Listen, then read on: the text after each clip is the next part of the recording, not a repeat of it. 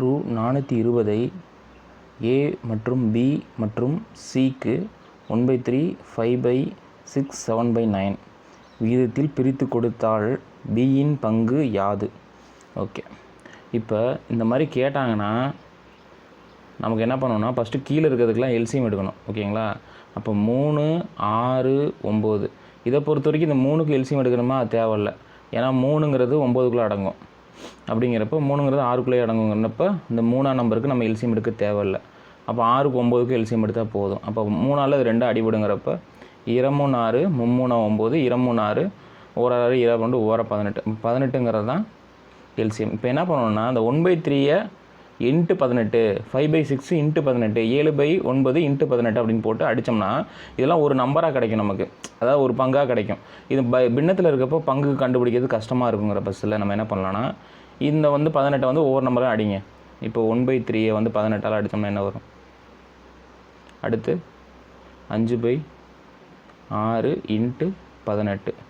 அடுத்து 7/9 into 18 7/9 into 18 இப்படி என்ன கிடைக்கும் பாரு. உரமா 3 5 5 அரைமுனா 18 1 6 22 1 18 3 அப்போ 5ன்னு இங்கே வந்துடும். இங்கே என்னது 6 தான் வரும். அடுத்து ஓரம் 9 ஈரம்போதா 18 அப்போ ஈரேல 14. ஆக மொத்தத்தில் இந்த விகிதங்கள் அப்படிங்கிறது இந்த பின்னத்தில் இருக்கிறப்ப இப்படி இருக்குது. இதுவே அந்த 18க்கு அடித்ததுக்கப்புறம் அந்த விகிதங்கிறது இப்படி தான் மாறும். அப்போ 14 + 6 20 20 + 5 35 பங்கு. அப்போ மொத்த பங்கு தான் அந்த 35 பங்குங்கிறது.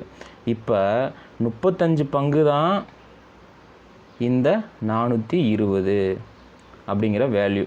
இதில் அவங்க யாரை கேட்குறாங்கன்னா பியோட பங்கு எவ்வளோன்னு கேட்குறாங்க. அதாவது பிங்கிறது 5 பங்கு.